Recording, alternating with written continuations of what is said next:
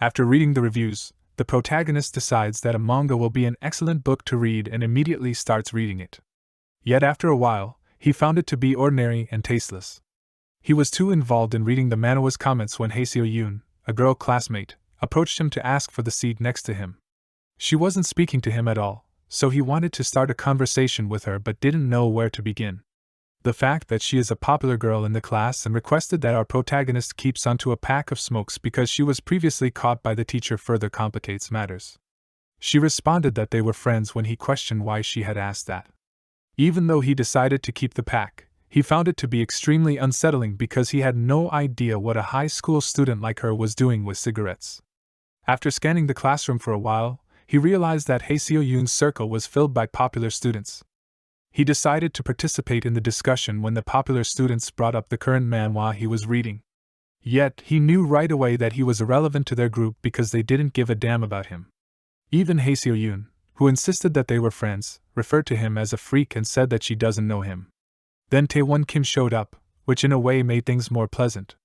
Even when he was playing football, our protagonist felt invisible, therefore he made the decision to trash the pack of cigarettes by flushing it down the toilet.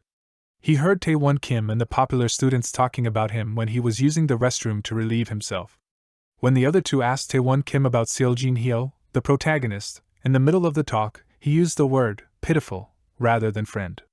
Seo Jin Hyo was unable to endure the humiliating circumstance, and the cause of his dislike for webcomics in which the main character loses to a more powerful foe was made clear. A thunderbolt struck as he was sobbing inside over becoming the protagonist of a novel, teleporting him into the player manhwa to face the #1 swordsman Nagi. Dean was destroyed by Nagi's tremendous power during the battle, although he is the first person to have entered Nagi's absolute domain.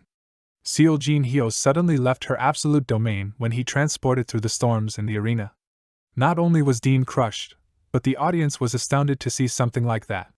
Seo Jin Hyo, who had been using the restroom only a moment ago, was clueless to what had just happened.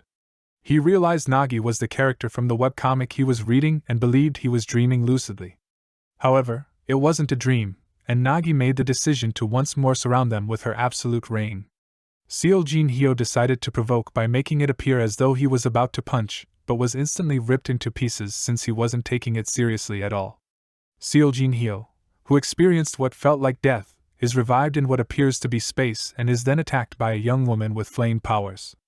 Seo Jin Hyo is saved from the girl's attack by an unknown person named Arthur who enters the scene. He presents himself as the god of the universe he is now in, who picked him to do so and decided to offer him a chance to become a player. Seo Jin Hyo was startled to see himself in the webtoon he was reading, but Arthur was willing to describe it in detail to him. He explained that the Heavenly Arena Terrarium is a tower full of valuable items that players, those who ascend it, can win with their hopes and dreams.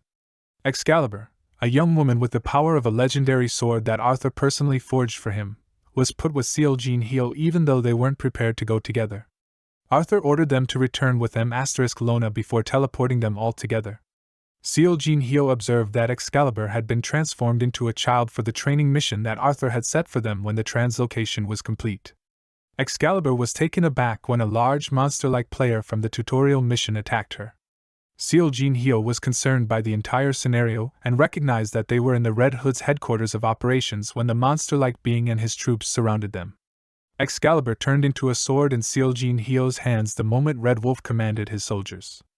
Unfortunately, despite the ego weapon's makeover appearing cool from the outside, Seo Jin Hyo found the weapon to be in an awful state. Excalibur is a ego sword, meaning that it claims to have a soul and is meant to develop along with its owner. Given Seo Jin Hyo's current player status, which is lowest, the weapon was deemed to be ineffective. Excalibur was too depressed to even move after witnessing her transformed form, and Seo Jin Hyo had run out of ideas, but the Red Hood Guild wasn't going to leave them. Even Arthur was unaware that Excalibur was still using some of his strength after being labeled trash by the Red Wolf. The guild members were all utterly terrified and even wanted to flee the scene because they had never seen such a skill.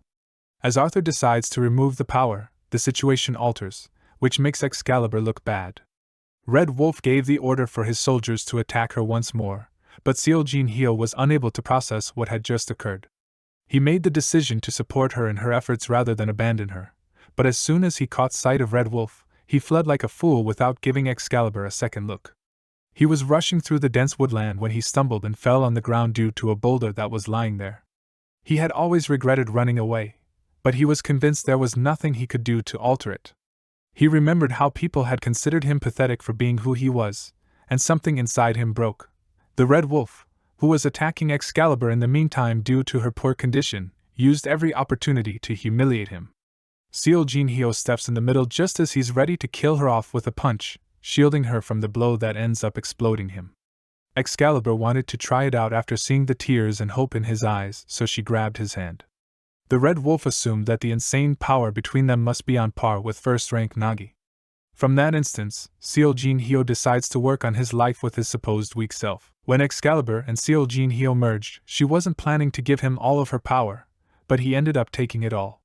When the Red Wolf's men were terrified and ready to flee, Red Wolf erupted, declaring that he despises the bastards who rely entirely on their weapons since that is why he founded their thieving guild.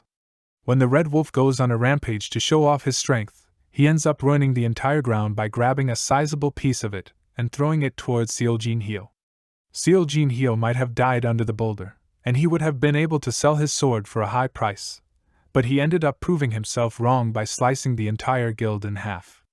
As he finally succeeded in assembling all the candidates he needed for creating the planet, the god of this world, Arthur, was pleased to witness the incident firsthand. Excalibur, who was transporting the unresponsive Seo Jin-hyo, threatens Dukpal Guak Willius too as he prepares with his Emokiko wagon. The elderly man was relieved when he woke up even though he had no idea if she was carrying a corpse or not. Seo Jin-hyo said he doesn't remember what happened after grabbing her hand when he awoke, but Excalibur didn't think it was just luck, even though he might look foolish. The fact that he didn't even kill a single person while using the power Arthur gave him is even more intriguing. Seo Jin-hyo thanked Excalibur for having faith in him at that particular time as he struggled to even say her name.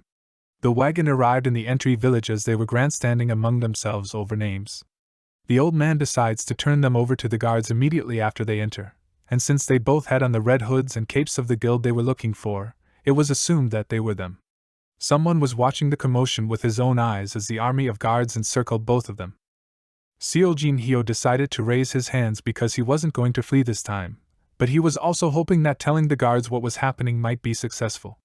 Excalibur, however, immediately launches an all-out assault on the guards in an effort to eliminate them all with brute force. The underpowered guards made the decision to send out their man, Ran, who arrived blasting Excalibur with power resembling a cloak of clothing. However, Seo Jin-hyo was able to see that she was about to be struck and was able to call her into his arms, saving her at the very last second. Since they are at the lowest level, Seo Jin-hyo advised, they should be more aware because anything can happen to severely damage them at any time. The dangerous Ran guy appeared to be wrapped in dragon's power thanks to the strength of his cloaking-like clothing.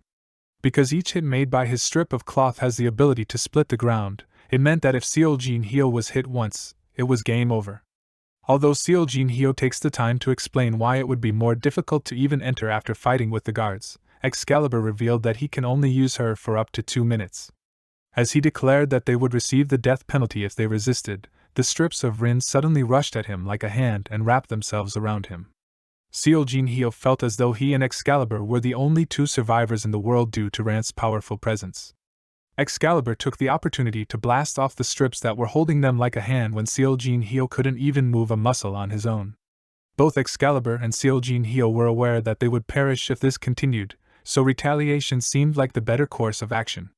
Seo Jin-hyo suddenly erupted with the sword's powers, enough to stun Rin, but he immediately releases all of his power upon seeing the old man and some of the other people lying on the ground.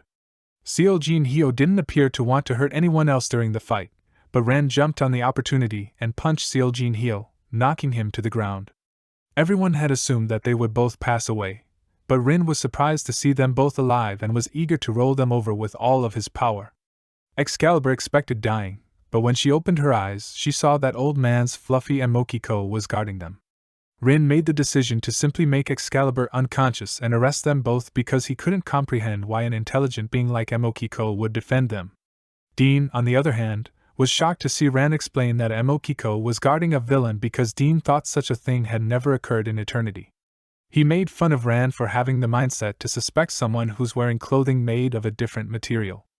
Since Dean had already seen Seoljin Hyo fighting Nagi in the arena, he could deduce who the person being held was. Seoljin Hyo was attempting to speak with Excalibur while she was being held captive, but she appeared to be very upset by the situation. He began hitting his head against the wall because he realized he was to blame, and that the reason she was angry was perfectly reasonable. However, Excalibur's sudden apology and admission that she was to blame for the beginning helped to put things in perspective. Excalibur wanted Seoljin Hyo to strike her in the face to admit failure, and Seoljin Hyo could deduce her motivation from the fact that she is only motivated by violence. She acted as if she didn't care when Seoljin Hyo told her that from now on he would call her Liber rather than punching her. Liber was more focused on escaping the prison they were in, while Dean and Ran were about to walk up to the cell they were in. Liber was running while carrying Seoljin Hyo on her shoulder when a loud explosion was seen coming from the direction their cell was in. However, Ran's movement caused both of their clothes to suddenly become heavier, causing them to fall to the ground. After expressing his desire to ascend the tower, Ran warned them against doing so because it is already occupied by players similar to himself, and they would be instantly killed if they did. Dean finally introduced himself as the king of the village of Entry after deciding to get close to Seoljin Hyo. Seoljin Hyo awoke to find himself being pampered by some maids while they were surrounded by young children who were making fun of him for wearing different clothes.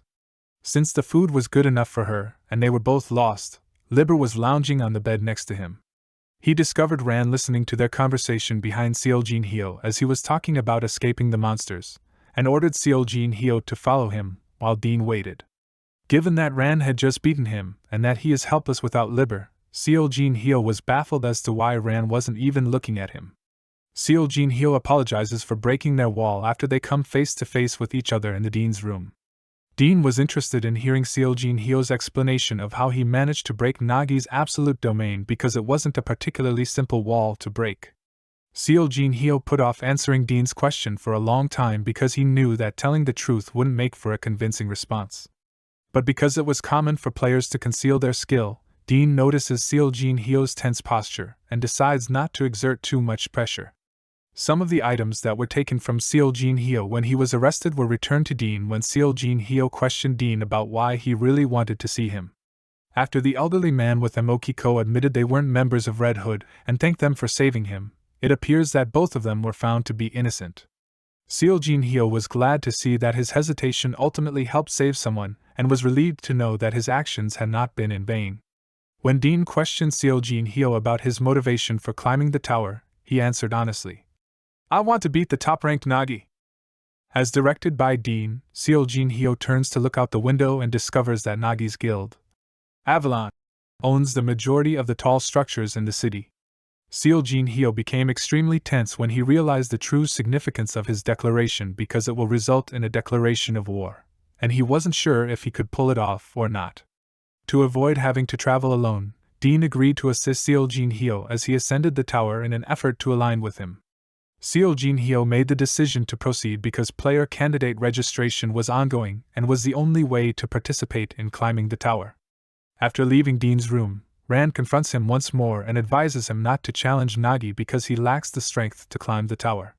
Liber interferes and defends Seoljin Hyo, preventing Ran from forcing him to acknowledge his position for what it is.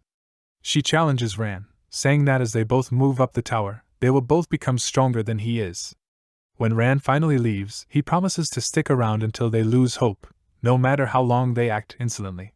Then they both proceed to the location known as the First Gateway, where they were to register in order to be chosen as candidates. That concludes part 1 of this recap. Please don't forget to like and subscribe. What will happen next? If you would like to see a part 2 of this manhwa, let us know in the comments section below. Till next time.